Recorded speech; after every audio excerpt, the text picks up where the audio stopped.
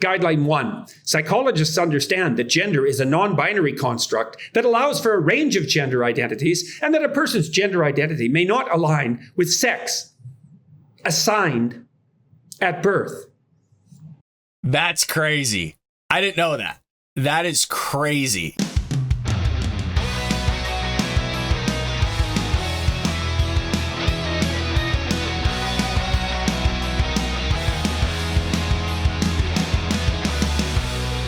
Welcome to the Bald Brad Show. In this episode, I'll be reacting and commentating on a new video that Jordan Peterson just uploaded titled Doctors, Psychotherapists, Liars, and Butchers. I'm sure it's going to be an interesting one. And as always, if you want to join us here at the Bald Brad Show or heck support a conservative, make sure to hit that like and subscribe button. Share this link with your friends and family all over social media. With that being said, folks, let's jump into this one. Hello, everyone. I'm in Bucharest, Romania, about 2/3 of the way through the European leg of my Beyond Order tour, which seems to be going very nicely. I've spent some time over the last few weeks, it's June 16th, 2022, by the way, writing a couple of articles for The Telegraph, one of which I'm going to read to you today, called Butchers and Liars. We are sacrificing our children on the altar of a malicious far-left ideology. The medical profession is crumbling in response to radical transgender activists. It's not just the medical industry, it's also the education sector as well. Again, coming from a teacher, these aren't even teachers going in the classroom. They're activists trying to indoctrinate our children with these certain gender ideology theories. And now it's also impacted the amount of children socially who think they are one thing when in actuality another, and they're going and getting all these surgeries. It's crazy. There's good evidence that many ancient societies sacrificed children to their gods. Parents in ancient Phoenician colonies in Carthage, Sicily, Sardinia, and Malta slew their offspring prior to cremating them, hoping that the gods would hear their voices and bless them. We are rightly appalled by this, though sometimes I wonder whether we understand child sacrifice far more than we'd like to admit. I saw a video the other day featuring an American surgeon bragging that he had performed more than 3,000 double mastectomies on young women who had paid for gender reassignment. It's crazy. It's absolutely crazy that you're going to go out and brag. I haven't seen the video, so it could be subjective on how Jordan Peterson's taking it, but you're going to sit there and brag about cutting the boobs off of young children that think that they are male when in actuality they're female. Individuals Horrific. Confused, one might say encouraged, by those who profit from it into believing that their adolescent emotional trials can be cured and happiness reign forever if they subject themselves to this brutal practice. And it is brutal, a process that often includes not only the aforementioned mastectomies, but other appalling surgical processes. Orchiectomy, that's castration in blunter language, the removal of the uterus, the demolition of the musculature of the forearm to make what is not a penis, but must be referred to as such. All of that. It's psycho, folks. Not Jordan Peterson, just what the left is doing, what these doctors are willing to do to these young children. Because like he said, they're confused. And they're confused because you have these adults going in and confusing them because their frontal lobe and the formation of the brain hasn't been fully developed yet. So they're not able to actually cognitively understand the ramifications of what they're deciding at this point in time and how it's going to affect them later on in life. For someone purporting to be a physician to perform this on children, to me at least, seems like something worthy of a prison sentence. Whatever happened to the doctrine expressed by the ancient language as primum non nocere, first, do no harm? The Hippocratic Oath has been replaced by a delusion, a belief that can be summarized as, by blocking the puberty of children and then surgically altering them, we are only restoring what is theirs by right. A child's feelings are the final arbiters of their reproductive destiny. And any attempt to contest their gender identity risks increasing their proclivity for suicide. Lies. Lies. Lies. Then, butchery. Changing standards. Psychologists, those in my own personal field of medicine, have also surrendered to this groupthink. The American Psychological Association's Task Force on Guidelines for Psychological Practice with Transgender and Gender Nonconforming People, TGNC, insist that psychologists and other professional counselors offer trans-affirmative care, starting with such niceties as displaying This goes into this whole thing of language. You get this. It's a great book called Speechless by Michael Knowles. He does a great job in formulating the idea of changing language to Marxism and communism, and how you could change the culture, and politics is downstream from culture. And that's what we're seeing happening right now. If you have the culture change, the political atmosphere changes, the institutions themselves change, which is what we're seeing right now with the language changing itself to normalize this type of thinking, which goes into our children being castrated, mastectomies, gender affirming what they actually think their feelings, when, as we know, as adults, not all their feelings is correct at that specific point in time, and those feelings won't carry forward to the rest of their life. Some do, but some don't. TGNC affirmative resources in waiting areas. Practitioners are also asked to examine how their language, e.g., use of incorrect pronouns and names, may reinforce the gender binary in overt or subtle and unintentional ways. These guidelines first read like a manual of indoctrination written by Marxist ideologues, and second, like a I haven't seen this. Thank God. Again, reading helps, folks. I'm not patting myself on the back necessarily, but I kind of am, is because I wanted to see that type of connection being made here, because people need to understand what the left is doing, where their ideologies are coming from, and how that's infiltrating here in America and other places like UK, Australia, and others. So glad he said that. A document designed to undermine and destroy the practice of therapy itself. But at an alarming rate, these guidelines have transformed themselves into punitive laws governing what a psychologist or counselor may say and think in relation to their clients. Let me make myself perfectly clear.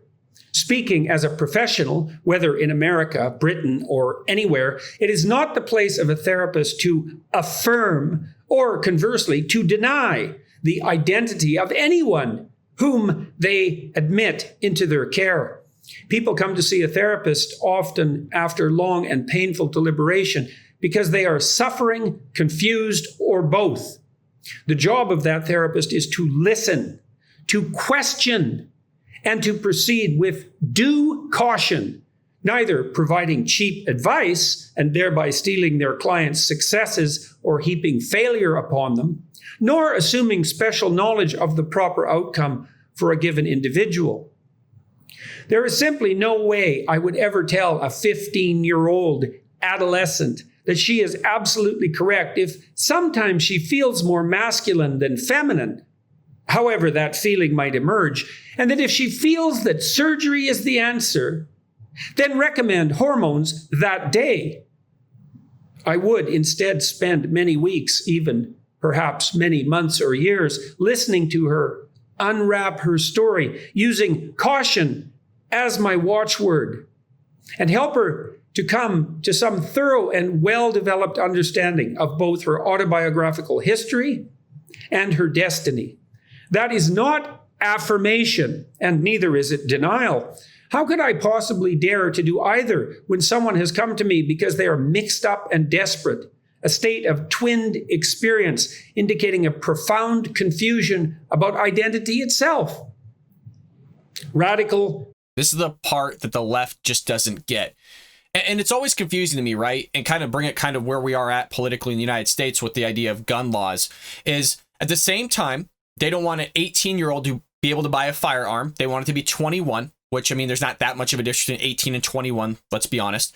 But then at the same time, they want 16-year-olds to be able to vote or earlier. And at the same time, even further than that, they want people to be able to determine, and by people, I mean children at the ages of, second grade or third grade. So before 10 years old for sure, to be able to determine which sex that they are.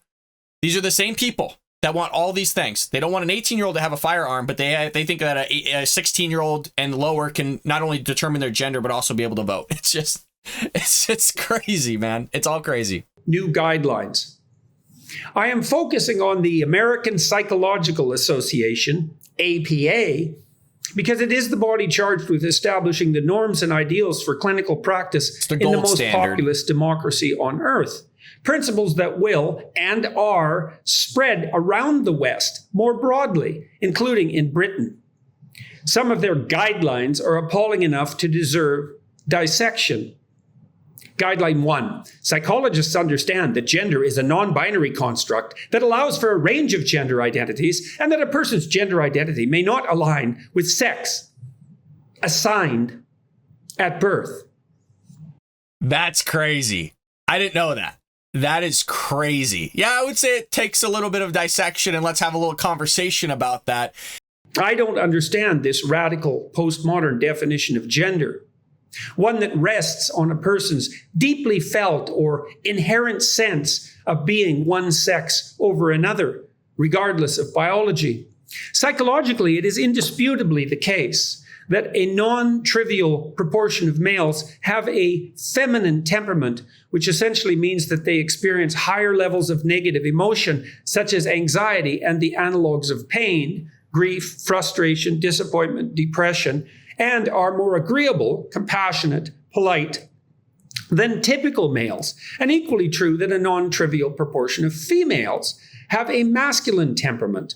But this does not change how, objectively, professionals should measure a person's gender. Psychologists once cared if measurement followed standard practices of validity and reliability. Try reading, for example, a document published by the APA itself in 2014, where you will learn that a psychologist worthy of his salt is obliged to utilize constructs, i.e., terms such as gender, in a technically appropriate manner.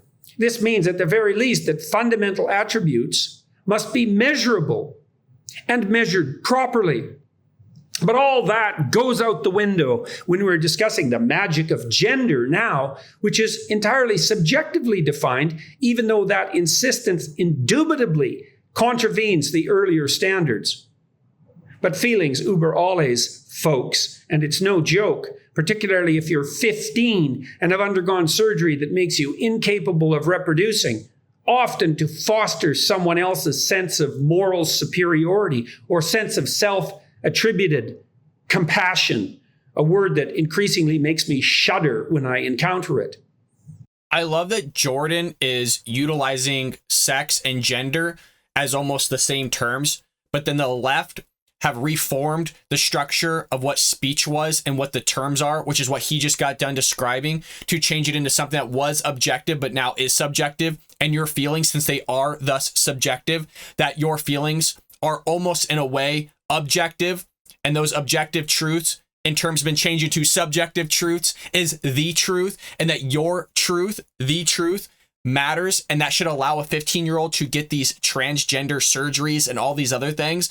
It's psycho, folks. It is crazy. And he's basically saying the APA is indulging into these delusions of these people. I mean, folks, I'm not saying psychology in a nutshell has had its ups and downs. Let's just say that with lobotomies and stuff.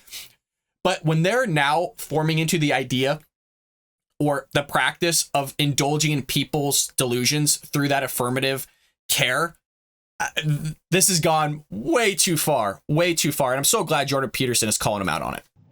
New doctrines. Psychologists are also now adopting the simple-minded and anything but revolutionary doctrine of intersectionality without question. And what is that doctrine? Nothing more than the claim that human beings are characterized by identities that span multiple dimensions. Any given person has a race, ethnicity, sex, temperament, 5 dimensions there alone, intelligence level, etc. We've known that forever. It's only became a hot cultural item since fools noted the obvious fact that minority status might be additive or multiplicative. I hate to even point out, given that anyone with any sense whatsoever also knew, without any statistical training, that it was possible to be of Latino extraction, say, or even Latin X, to use that absurd, demeaning, and patronizing term, and female simultaneously. One cannot question this, however, without fear of being ostracized by one's colleagues. Note the chilling wording of Guideline 7. Psychologists understand the need to promote social change that reduces the negative effects of stigma on the health and well-being of TGNC people. In summary, if you're not an activist and one of our activists, then you better be watching over your shoulder. So what should govern my behavior as a therapist and your expectations as a client? The answer to that is whatever the activists deem a priority at their whim. And remember that in court, folks. Active malevolence. I'm increasingly ashamed to be a clinical psychologist, given the utter cowardice, spinelessness, and apathy that characterizes many colleagues, and even more so my professional associations. At least in 20 years, when we all come to regret this terrible social experiment, I may be able to say, I said no when they all came to insist that we participate in the sacrifice of our children. Other countries, and Britain in particular, must not make the same mistakes as in the US and elsewhere. I cannot consent to what we are doing. I cannot abide by what have become the doctrines of my discipline. I believe that the acts of the medical professional rushing to disfigure, sterilize, and harm young people with what are clearly ill-advised, dangerous, and experimental procedures cross the line from do no harm to outright harm. Only if we bury our heads in the sand will sterility, impaired or absent sexual function, complex reactions to poorly understood hormones, expense, and intermingled with all of that, misery and confusion continue for countless young people. We must address the threat posed to the integrity of the entire education system, as well as indoctrination into the same philosophy that spawned this surgical enterprise. He's bringing up the education system. And again, we'll finish this, I promise, in a moment. I do want to make a point here because his doctorate in psychology and other areas goes into the education system because obviously people go into the education system to get their degrees. But even in the K through 12th schools, you have a lot of times school psychologists on campus. And I've seen with my own eyes, I've spoken with them, I've been trained by them in our faculty meetings during our professional development and things of that nature, to hear the things that they say and how they're affirming their gender, how they're affirming their feelings, and how you as a teacher need to be doing the exact same thing. And if you don't, there's a possibility you'll be written up and let go from not just the school, but also the district. There's a lot of things that go into this. So not only is the student themselves being pushed these gender ideology theories in the classroom, then when they go see their counselor, they're receiving the same thing. When they go to the school psychologist, they're receiving the same thing. If they're not going to the school psychologist, then they're going to a third-party psychologist and they're receiving the same thing per the APA guidelines, which Jordan Peterson just read. So in all situations, their feelings are being affirmed, which not only goes into the whole gender ideology theories, but also goes into the idea that their feelings is what matters. And that's why you get a level of entitlement within these societies or within these certain generations that are being adopted and coming up. And that's why when you tell them no, they get all upset. That's why when you tell them no, or you tell them, basically like F off, they get all upset. That's why people like the millennials that are within not Jordan Peterson, but Elon Musk's company, Tesla and SpaceX, just came out with a letter and he just fired them all. And they're going, well, what the hell? Don't you understand my feelings? Don't you understand all these things? So this is where we're at as society. Again, Politics is downstream from culture, and that's exactly what's taking place here in the United States and the United Kingdom. And Jordan Peterson's just trying to make everybody aware of this. I love this video. And the APA guidelines grows. It threatens general public trust that our peace and prosperity depends upon. And, by the way, it will most definitely be the case that a disproportionate number of children freed from their hypothetical gender confusion would have grown up to be physically intact and fully functional gay adults. Need I point out that this unpalatable fact makes a mockery of any claim that the extended alphabet world of the LGBTQ plus coterie in any sense constitutes a homogeneous and unified community. We have crossed the line from ideological possession to active malevolence, and we are multiplying our sin. There's an intersection for you, by attributing our appalling actions to compassion. Heaven help us. There you have it, folks. Jordan Peterson with his new message that just came out not too long ago regarding doctors, psychotherapists, liars, and butchers, where children are being lied to by adults, by those that they're supposed to be entrusted to.